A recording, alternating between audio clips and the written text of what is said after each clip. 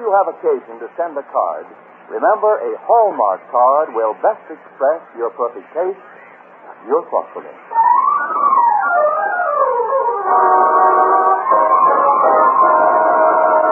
The Hallmark Charlotte Greenwood Show. And here she is, that lovable lady of stage, screen, and radio, Charlotte Greenwood.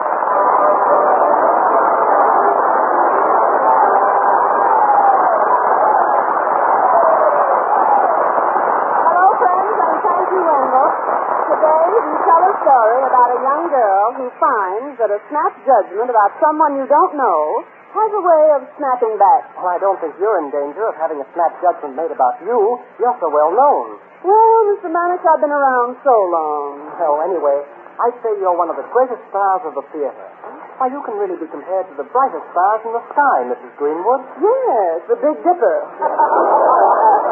And it isn't Mrs. Greenwood, it's Miss Greenwood. Oh, I'm sorry. You're sorry.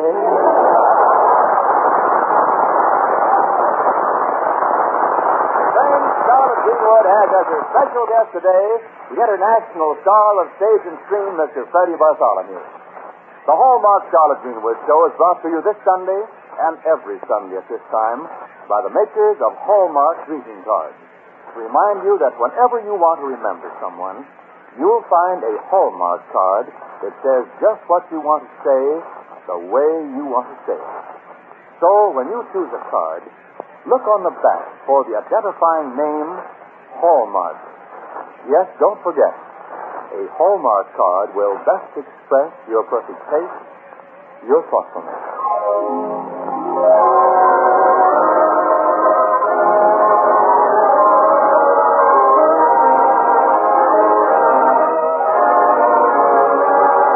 And now to the little town of Lakeview, where Aunt Charlotte is raising the three Barton youngsters, little Robert and teen-aged Barbara and Jack.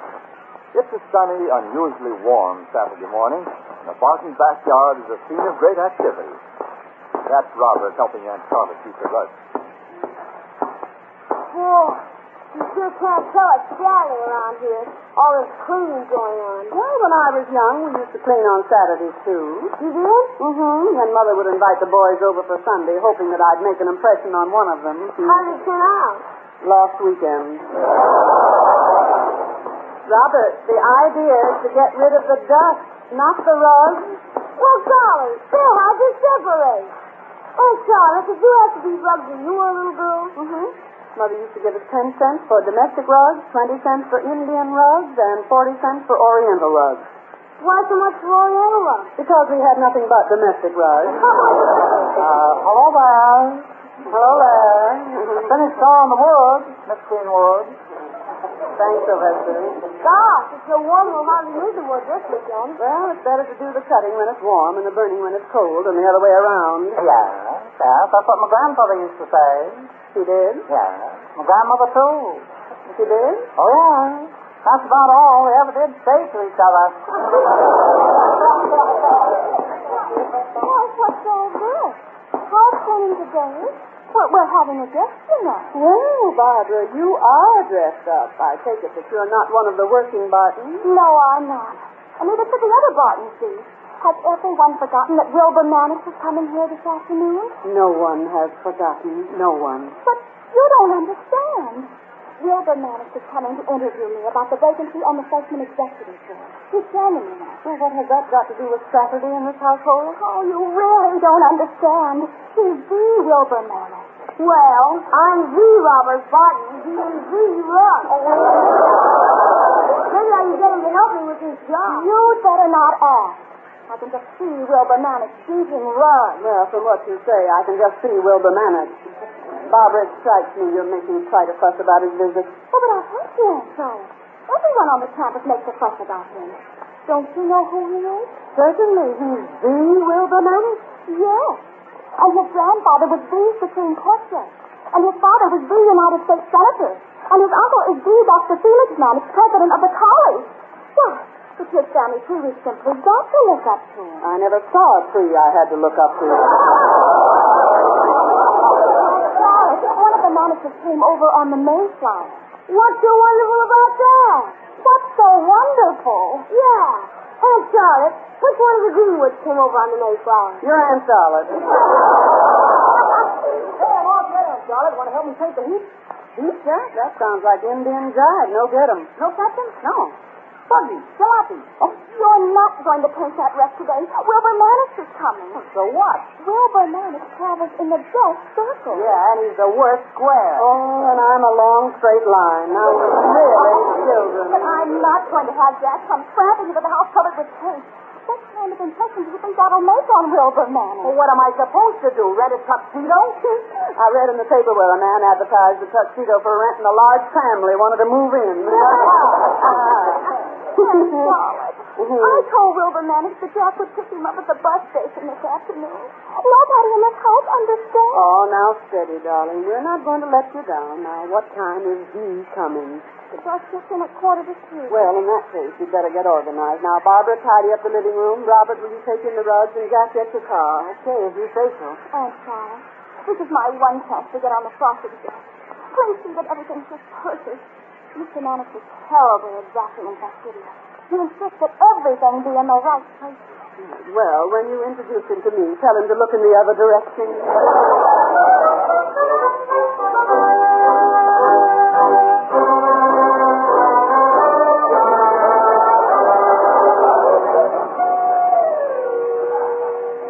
Oh, Mr. Mannix, I'm so glad you could come. Charmed, Miss Barton. Oh, how enchanting of you to say so.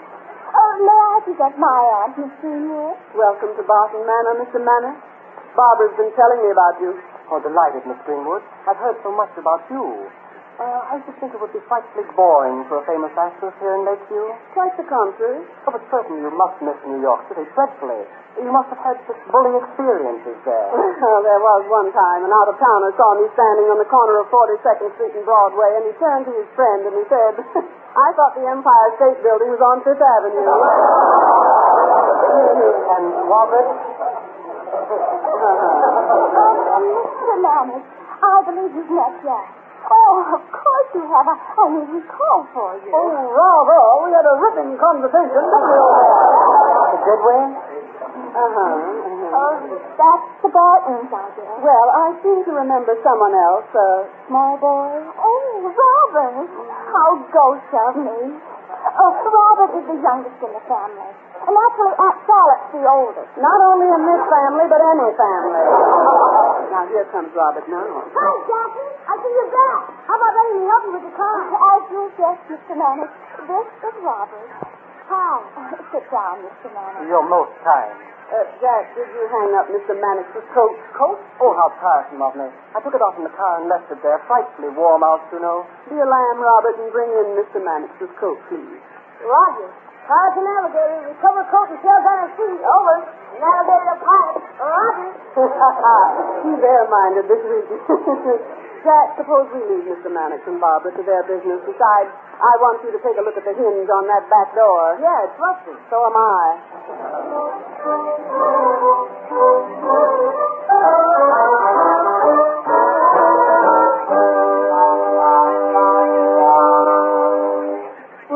What a long hair that Wilbur Mannix is. Now, really, Jack, you're being unfair. I'll admit he's a bit stiff and formal, but very often being hasty in your judgment is the same as being wrong. Well, is he going to stay here all afternoon? Yeah. Gosh, if we leave now, I'd be able to drive him to the bus and still have time to come back and paint my car. Oh, Charlotte, if you want to say goodbye to Mr. Mannix, he's ready to leave now. Oh, you mean it? Oh, boy, let's go. But All right, Barbara. Did you get the appointment to the Freshman Executive Committee? Well, I don't know yet. Mr. Mannix said he'd consider it and let me know Monday. Jack, please be careful of everything you say when you're driving back to the bus.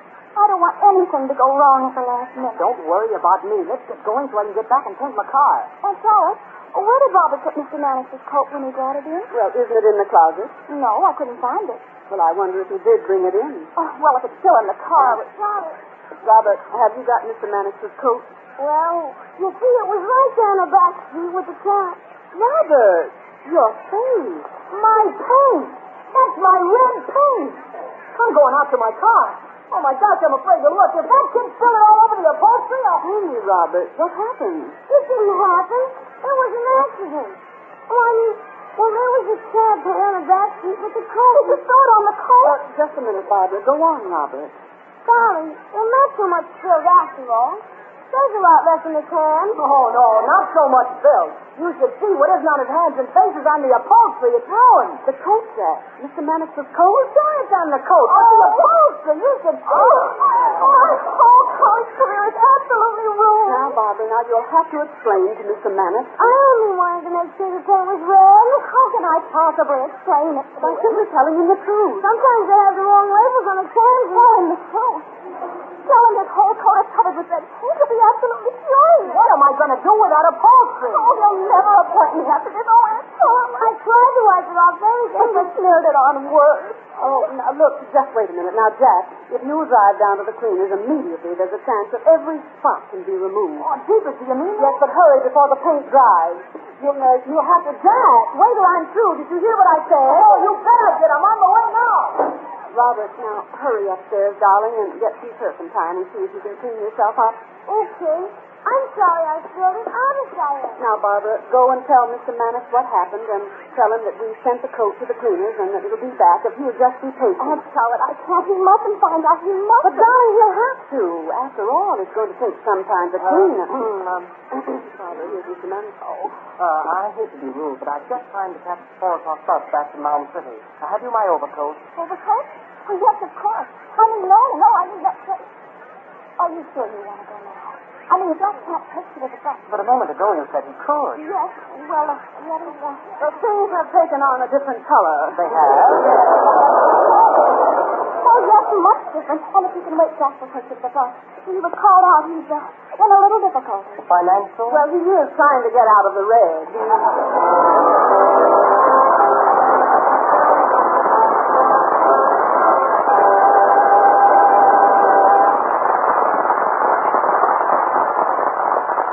Christmas is a time for remembering. For remembering the first time you saw Santa Claus. The smell of pine needles at Cousin Claudia's when you were 9. The train Uncle Bob gave you. The Christmas cookies Aunt Harriet made. Yes, Christmas is a time for remembering all those things. And the uncles and aunts and friends and neighbors who help make Christmas the most exciting time of the year. Hallmark Christmas cards will help friends and dear ones remember the Christmas fun they shared with you. Go to your Hallmark dealers tomorrow. There you will find gay, humorous cards and cute cutout cards that the children love. You'll see beautiful, distinctive cards, many with an inspiring spiritual theme. In fact, among your dealer's wide selection, you'll find a Hallmark card that says Merry Christmas just the way you want to say it. Remember, you have only 16 more days to choose your cards, address and stamp them, and get them through the crowded mail to friends and loved ones. So, stop in at your Hallmark dealers tomorrow. Remember, too, that the name Hallmark on the back of your card tells your friends you've cared enough to send the very best. They know that the Hallmark name means finest quality. Just as you know that a Hallmark card will best express your perfect taste, your thoughtfulness.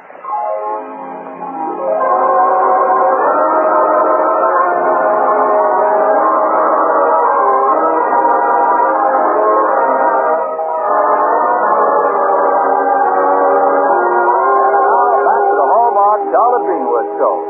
While V. Wilbur Mannix was interviewing Barbara in regard to her qualifications for the freshman executive board, Robert spilled a can of red paint over the back seat of Jack's car and over the coat that Wilbur had left on the seat. Aunt Charlotte has sent Jack out to get it cleaned and has advised Barbara to tell Mr. Mannix the truth. But Barbara, too terrified of the consequences, is trying to stall him until Jack returns with the coat. Wilbur is saying, Barton, I've already missed 3 buses. If your brother is delayed, why don't... If you'd explain to Mr. Mannix... Oh, I'm sure Jack will be back any minute now. After all, Mr. Mannix promised to drive you to the bus station. But it really isn't necessary. It's getting late, and I insist you let me call a taxi. Oh, you can't. I mean, maybe they're not running. I mean, maybe they're running the wrong way. Not since the men drivers came back. Oh, please, Miss Barton, I've got to go. May I have my coat? Your coat? Oh, that must be Jack now. I'll go.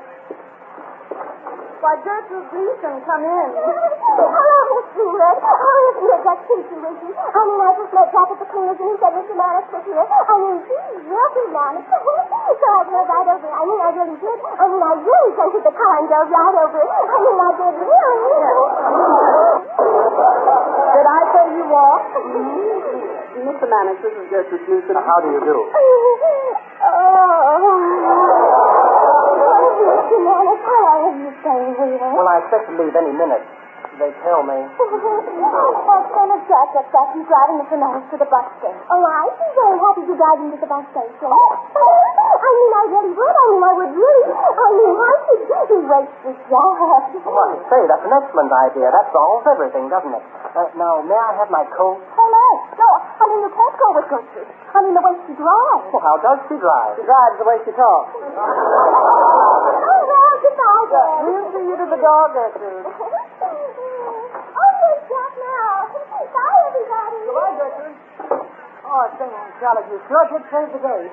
Mr. Mannix is in the living room. Well, so what? Oh, gosh, Aunt Charlotte, you certainly know your onions. It's a good thing you kept cool. Oh, I'm a whole vegetable garden. I know my onions, built like a string bean, cool as a cucumber, and some tomato. Well, the cleaner said it was lucky that the paint was still wet. He used some special stuff, and it came off without a mark. Oh, I'm so glad. Listen to her. You'd think it was her upholstery. Upholstery? What about the coat? Oh, boy, when I saw that Coat? Jack, didn't you bring back Mr. Mannix's coat? Oh, gosh. No, I left it at the cleaners. You what? All right, now, all right. I'll go back to the cleaners. Oh, by the time you get there, they'll be closed. Well, Barbara, I'll phone the cleaners and ask them to send the coat right over. In the meantime, I suggest you tell Wilbur the truth. The longer you delay, I suggest right now, here he comes. Ah, Mr. Spartan, you've returned. Yeah, I got sort of held up. What held you up? The wet road? No, the dry cleaners. Oh, I see. But now that you're here, if you could drive me to the bus station, Bus station? Oh, well, you couldn't possibly go now. Why not? Barbara, tell Mr. Mannix, why now? Oh, well, it's so late now. We simply must stay for dinner. Oh, no. Yes. We couldn't dream of your going, could we? That's all. No, dear, we couldn't. Well, but I shall have to be off right after dinner. Horribly rude, I know. Oh, Mr. Mannix, I'm so delighted you're staying. On the contrary, I'm delighted. On the contrary, don't commit yourself. Yes.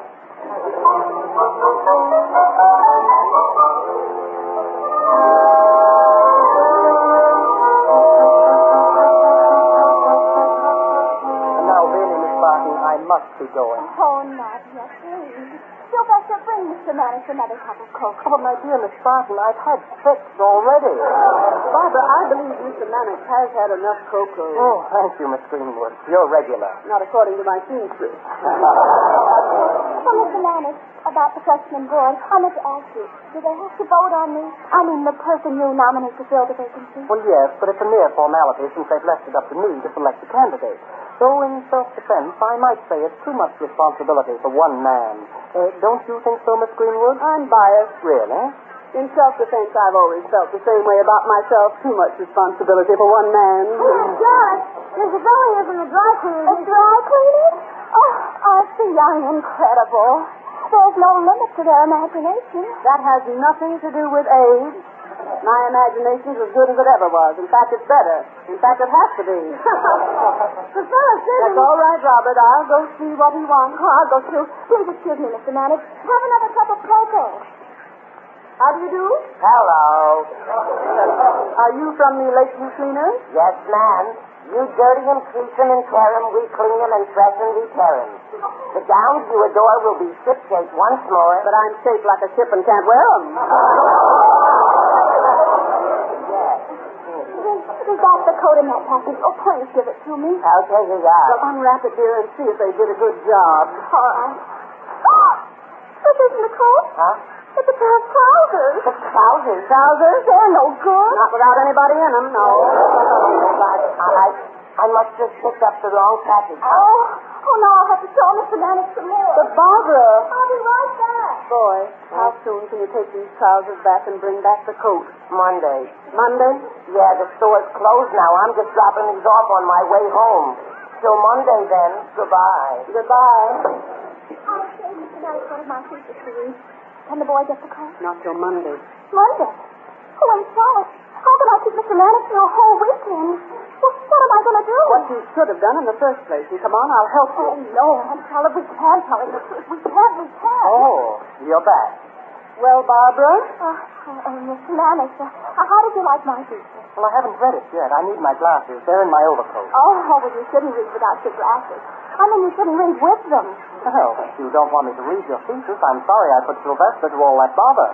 What bother? He went out to the car to get my glasses out of my coat. You sent Sylvester?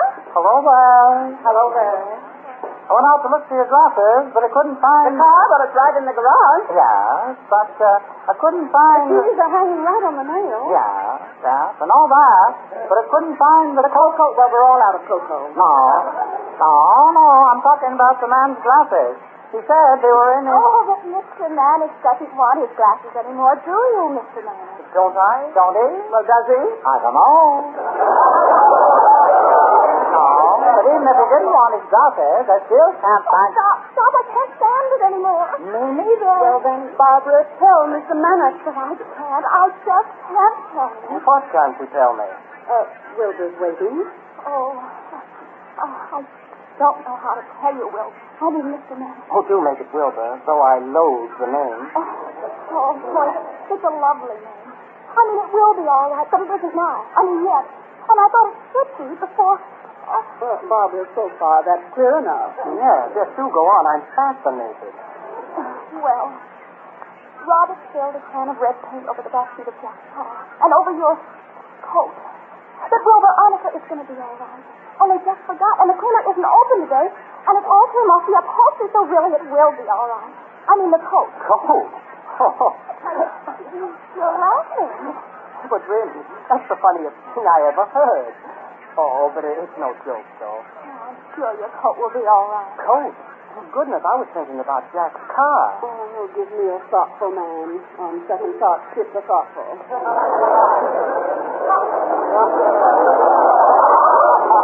You see, Wilbur, Jack didn't mean to forget, but in all these exciting... Oh, I should think so. I know how I'd feel if it were my car. What car to get them at Jalopy? What with one thing and another? Well, here's one thing that can't get another. You know, if Jack wouldn't consider it too terribly much of an imposition, I'd love to come back tomorrow to help him work on the car. You work on a jalopy? Why not? And I could push the kitchen and help too. I could get underneath and stand up. Stand up? Mm-hmm, like one of those fancy hydraulic shafts they have in the service station. Oh, really? I wish I could help him with the car. You will, and sooner than you expect. Oh, how so? Well, now that we've all had our little laugh about the red coat that isn't coming, and now that that's all cleared up, you really can't leave. Isn't that where I came in? No, that's where the bus schedule goes out. There aren't any more buses running to Mound City tonight. So, will you be our guest? Well, if I wouldn't be putting you out, I'd be delighted. The last time you said that, my answer was, I think you will. And now? I know you will.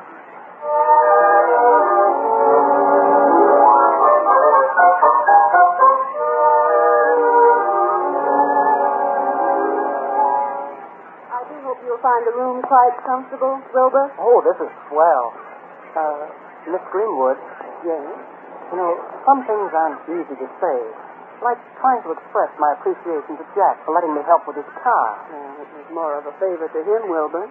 Though you'll have to forgive Barbara's shock of surprise when you asked to help. I'm afraid you've suffered from what we in show business call a bad press. Well, it isn't so often that I get the chance to be with such real people. And that's not a very satisfactory word, I know. It's a perfect word, Wilbur. It explains a lot. I knew you'd understand.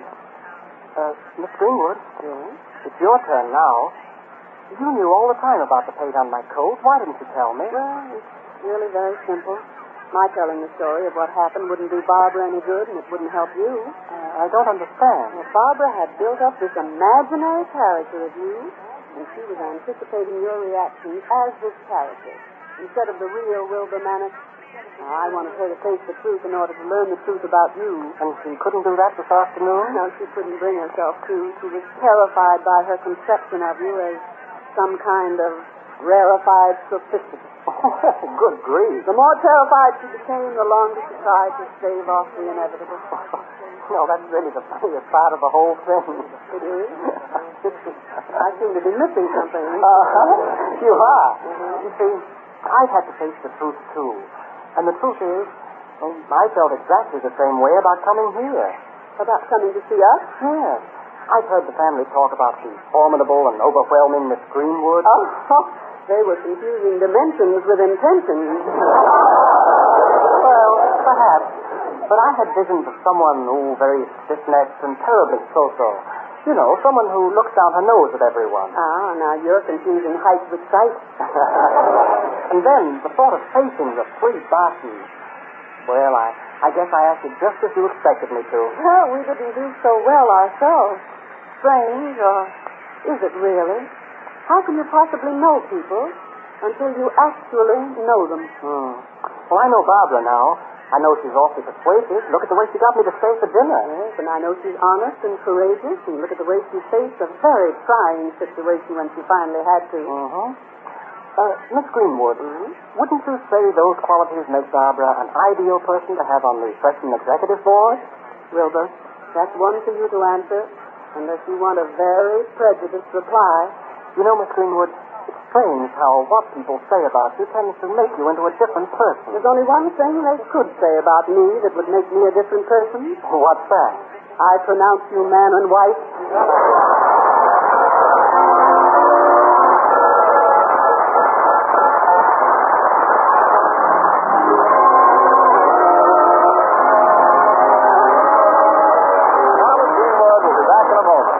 Meanwhile, may I remind you again, the next time you buy a card for any occasion, look on the back for the identifying name Hallmark. Hallmark. Like sterling on silver, the word Hallmark is your assurance of finest quality. It tells your friends you cared enough to send the very best. Yes, a Hallmark card will best express your perfect taste, your thoughtfulness. And now, Charlotte Greenwood. Friends, I guess that most of us by now have made a Christmas list. The names have all been double-checked. We're sure no friends been missed. And now we face the hardest task, the puzzle without end, of making what we'd like to give fit what we've got to spend. So, if I may, I'd like to give some Christmas time advice. The Christmas spirit can't depend on gifts of any price. It means through all the centuries just what it means again. A time to reaffirm your faith in peace, goodwill to men. So give, by all means, give your best. But if your gifts are small, remember that you still can give the greatest gift of all. You still can show your friendliness, affection, or regard by sending what may count the most, a Hallmark Christmas card.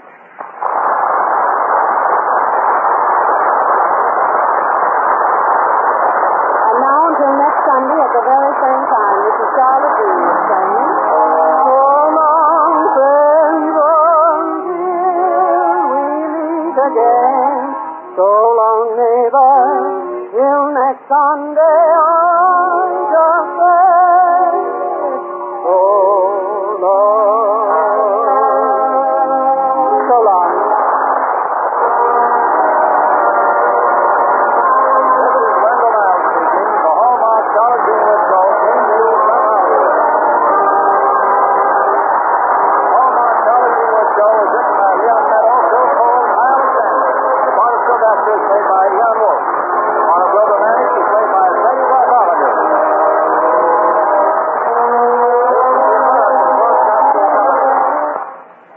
Three o'clock at KECA, Los Angeles.